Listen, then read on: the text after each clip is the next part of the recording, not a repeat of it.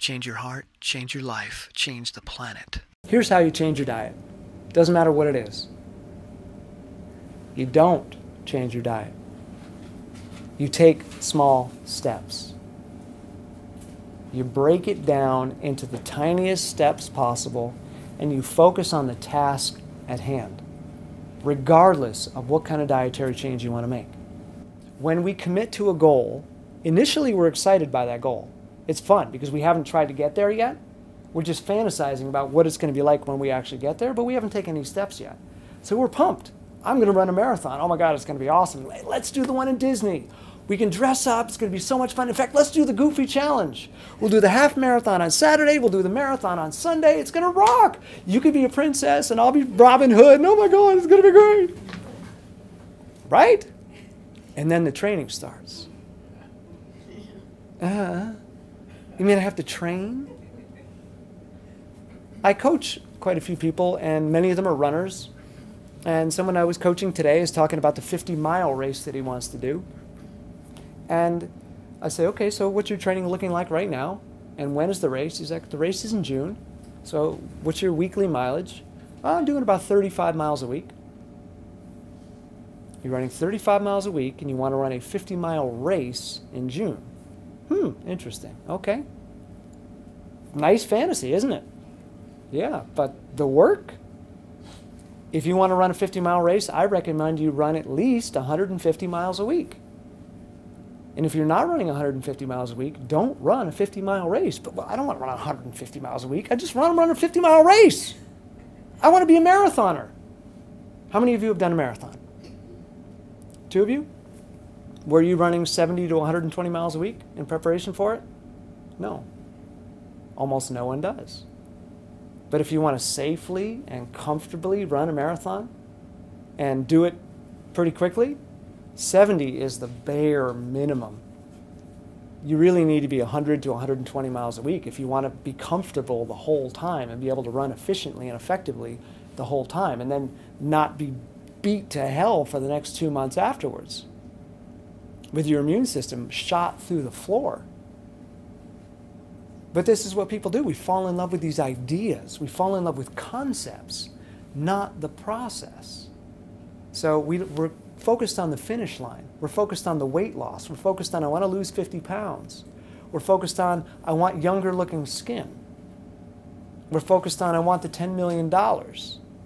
We look at the result when we fantasize about it, rather than looking at the steps that we have to take to get there. And this is how you change, by focusing on the steps. So time compression, also known as procrastination, is where you attempt to do something and you feel the weight of the entire thing. Not the step in front of you. You feel the weight of the entire thing. You feel as if you've got to get to the finish line right now. I don't have to pick up a foot and take a step. I've got to run 26 miles right now in one step. And I can't do that. Oh my God, that's too much. And this is not a conscious process that's going on. This is totally unconscious. It's your cognitive unconscious and your limbic system in the brain that's monitoring these things.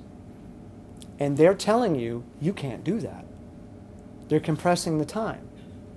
They're saying, okay, I want to lose 50 pounds by June. As far as it hears 50 pounds. So if I'm going to eat that salad, I can't possibly lose 50 pounds today. It's too much. I can't do it. And it freaks out. It gets overwhelmed. So it stops you. I'm just going to have pizza instead. I give up. I can't do it. I'm just going to have pizza. I'm too stressed out. I need to medicate myself. Pizza will do it. So we run away from our goals. We run away from things because our brain is compressing time and takes the entirety of the project and puts it on your shoulders right now. And then it makes an assessment and says, you don't have the energy to do that. You're not enough to get that job done. So you don't do it. You procrastinate. This is why. That part of our brain doesn't understand time. Only the part up front, the prefrontal cortex again, the human brain, that part understands time.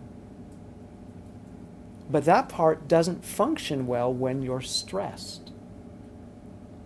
When you're experiencing stress, your body thinks there's grave danger.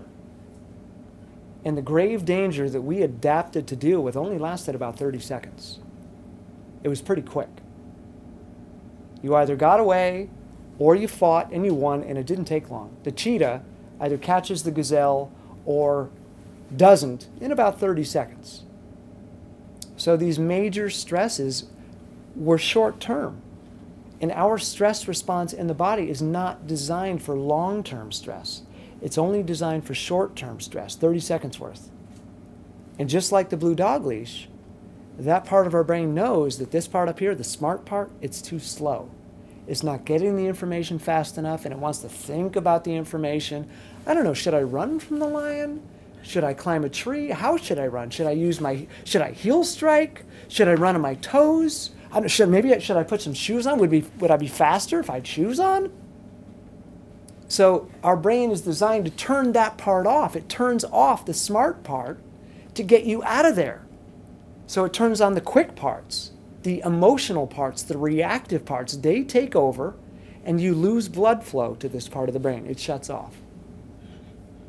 So when you're under stress, you can't think about time. It's not possible to even conceive of time because that part of the brain isn't working.